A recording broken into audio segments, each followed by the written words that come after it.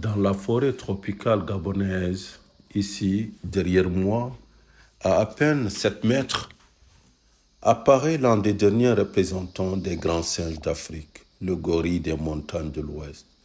Il y en a 35 000 au Gabon, et tout comme Kamaya, ils vivent reclus au plus profond de la forêt, reculant toujours en populace face à l'avancée de l'homme et au changement climatique.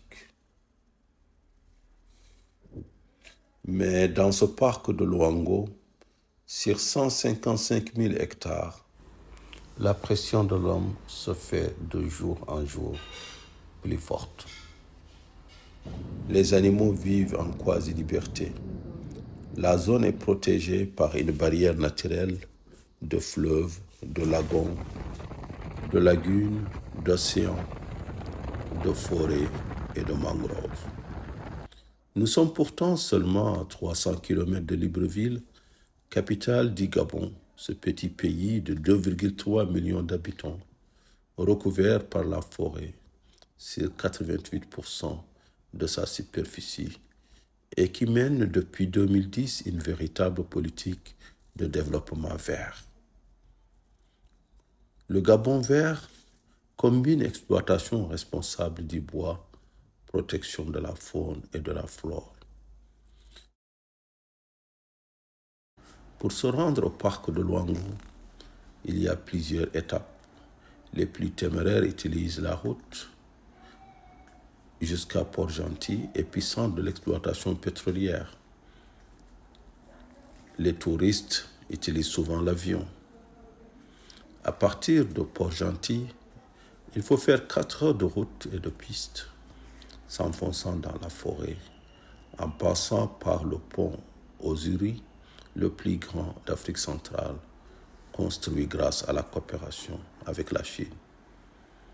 Considéré comme le 3e pont le plus long d'Afrique, 4700 mètres, le pont d'Osuri relie la capitale provinciale à Omboué. C'est dans cette zone, le 14 février 1956, que fut découvert le premier gisement pétrolier du Gabon par la Société des pétroles de l'Afrique équatoriale française, la SPAF. Le pont est financé à hauteur de 342 milliards de francs CFA par la China Exim Bank et à 17 milliards par l'État gabonais. La construction de cet édifice qui figure comme le pont le plus long de la sous-région a mobilisé près de 500 agents gabonais et 850 au total.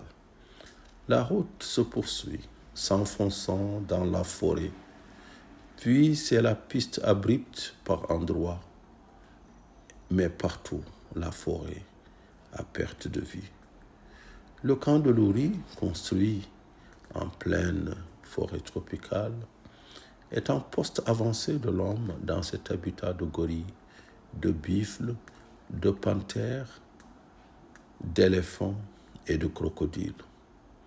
Ce gîte exploité par une filiale du Fonds souverain gabonais des investissements stratégiques est un maillon essentiel du tourisme vert ou écotourisme, une autre manière d'exploiter la forêt de manière durable. Les touristes aident à la protection de la faune et de la flore et permettent de reconvertir les chasseurs villageois en pisteurs, guides et éco-gardes. Combinant recherche et écotourisme, le camp de Luango fait partie des nombreuses aires protégées du Gabon. Le pays en compte 13 qui occupent 11% du territoire national.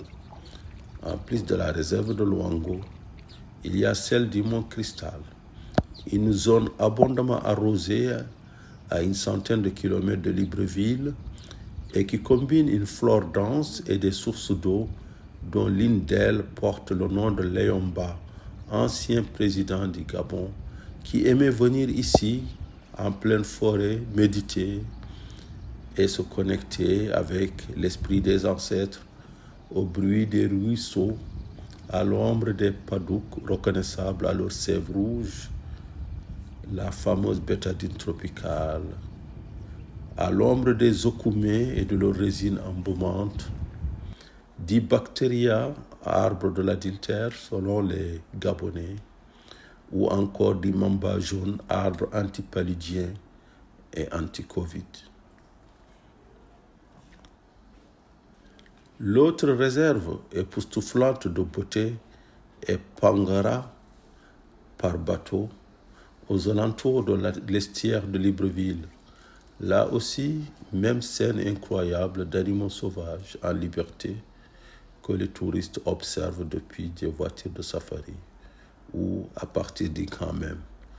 Tout autour de l'estière de Libreville, l'on tombe sur des mangroves culminant entre 30 et 60 mètres de haut. Un record mondial que la science n'arrive pas encore à expliquer. Les mangroves sont essentielles pour freiner l'avancée de la mer. Malheureusement, ce n'est toujours pas évident de les conserver face à la pression de l'homme. Ici, à Mangoubé, au nord de Libreville, 4 hectares ont été détruits par des pêcheurs majoritairement nigérians. L'État a divisé de gros moyens pour déguerpir les squatteurs. Pour le moment, la bataille n'est pas encore gagnée. La décharge de Mondoubé, objet d'une convention entre l'État gabonais et le français Valgo, montre toute l'étendue des efforts à mener pour convaincre les riverains de l'importance de la protection des mangroves. Pour ce qui est de la mangrove, nous sommes à moins de 1% de ces 88%. Donc nous sommes pratiquement à 0,11%. D'accord? Les mangroves. Mais pour bien comprendre la stratégie du Gabon en matière de protection de la biodiversité, il faut se rendre ici. La zone économique spéciale d'Uncock est l'endroit où le bois gabonais est transformé. Mis en place avec Arise suite à l'interdiction d'exportation de grimes non transformées en 2010, l'endroit, couvrant 1200 hectares, fonctionne comme un guichet unique qui regroupe 23 services administratifs allant de l'immigration à l'inspection du travail et à différents services.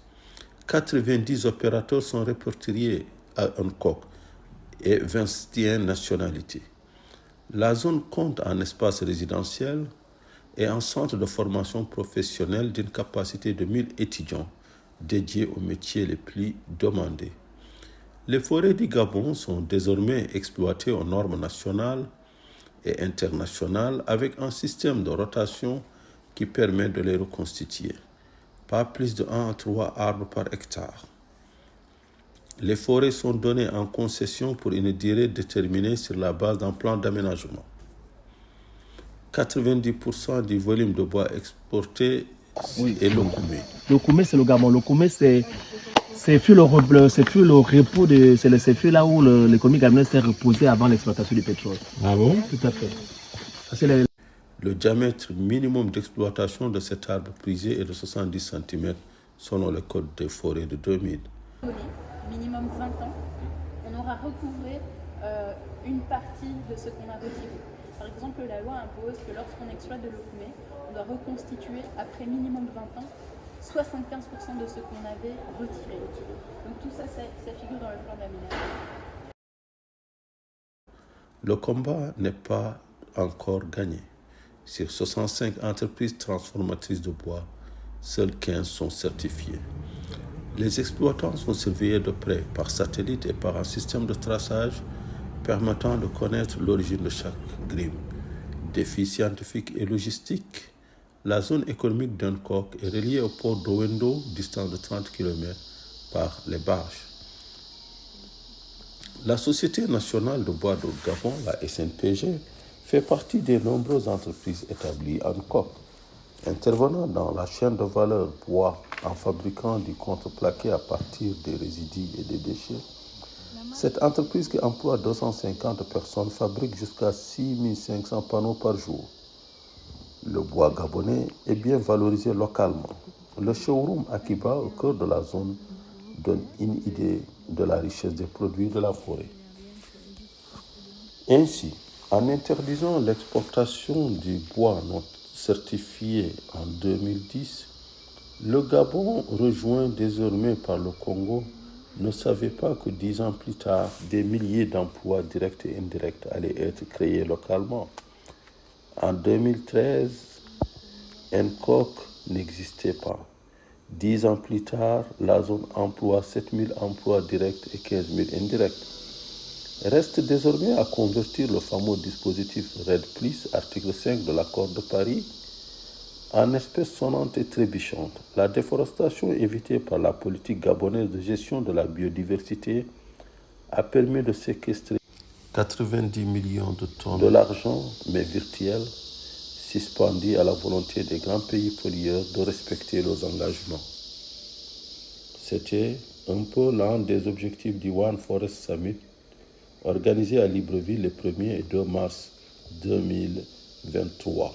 Un objectif satisfait en partie avec le lancement d'un fonds de 100 millions d'euros destiné à récompenser les efforts des pays dans la préservation des forêts tropicales.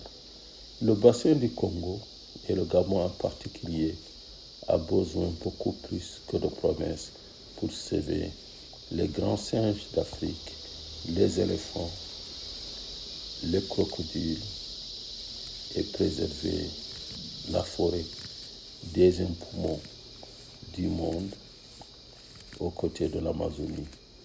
Et le temps presse.